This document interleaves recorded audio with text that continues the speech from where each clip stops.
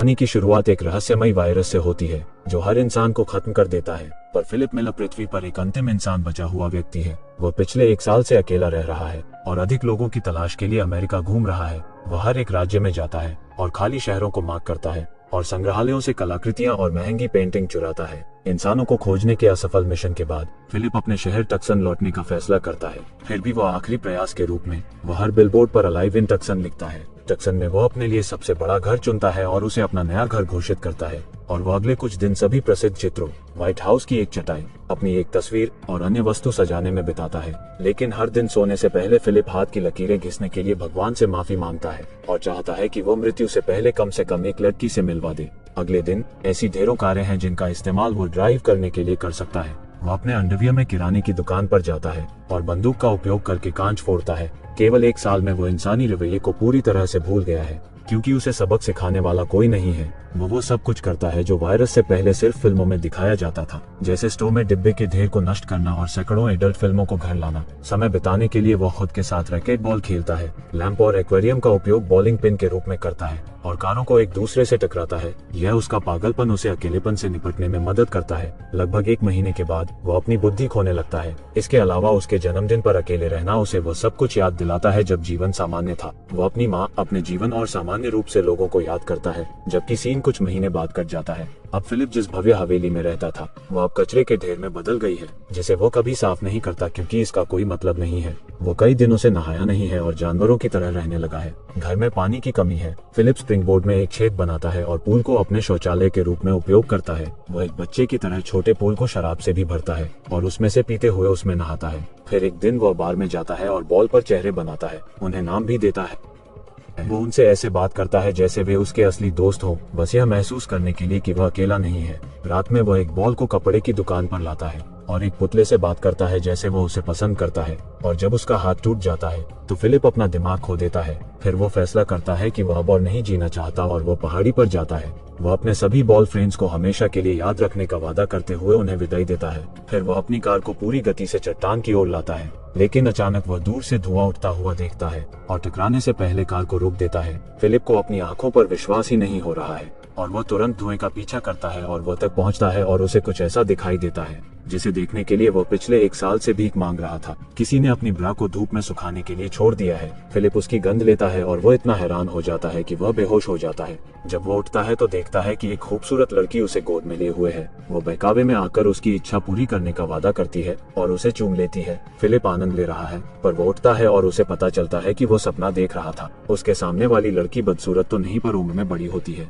वो उसे वापस लाने के लिए उसको CPR दे रही थी। हैरानी से वो एक दूसरे से दूर हो जाते हैं, जबकि लड़की का नाम कैरल है। फिलिप उससे पूछता है कि सुंदर लड़कियां कहाँ हैं। तब वो उसे बताती है कि उसे अपने गीले पैंट के बारे में देखना चाहिए। यह पता चलता है कि जब वह बेहोश था तो उसने खुद को तैरते हुए पाया और तब उसने पानी में पेशाब की। पर वो अब आक्रामक रूप से समझाने लगता है कि उसने खुद पेशाब नहीं किया, जिससे लड़की घबरा जाती है और डरकर वो एक बंदूक निकालती है और उसे दूर रहने के लिए कहती है। फिर फिलिप स्वीकार करता है कि उसने वास्तव में पेशाब किया था और वह इससे शर्मिंदा है। दोनों के शांत होने के बाद वो उसे बताती है उसने अलाइव इन टक्सन साइन देखा और यह देखने के लिए यहाँ आई कि क्या वास्तव में कोई जीवित है। हालांकि फिलिप एक महिला से मिलने के लिए मर रहा था, पर वह कैरल को देखने के बाद उत्साहित नहीं है। कुछ देर बात करने के बाद वे गाड़ी से किराने की दुकान पर जाने का फैसला करते हैं। रास्ते में कैरल स्टॉप साइन पार करने की शिकायत करती है, जबकि फिलिप का मानना है अब तो ट्रैफिक नहीं है। वो इस बात पर अड़ी रहती है कि उन्हें नियमों का पालन करना होगा, वरना वे एक जानवर की तरह रहने लगेंगे। उसे बेहतर महसूस कराने के लिए वह रुक जाता है और दोनों तरफ को देखता है।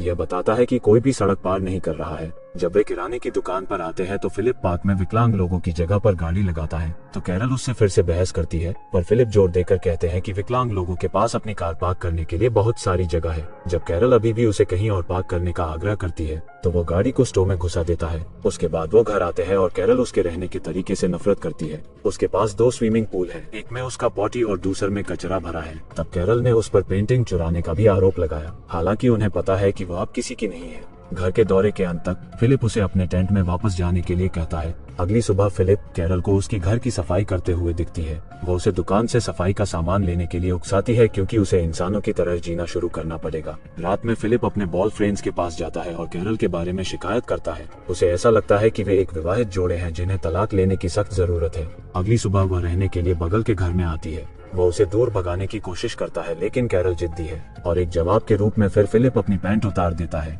वो सोचती है कि वे चुने हुए लोग हैं जिन्हें पृथ्वी को फिर से आबाद करने का कर्तव्य दिया गया है। फिलिप का कहना है कि वो उसके साथ नहीं सोएगा, भले ही वो पृथ्वी पर आखिरी महिला हो।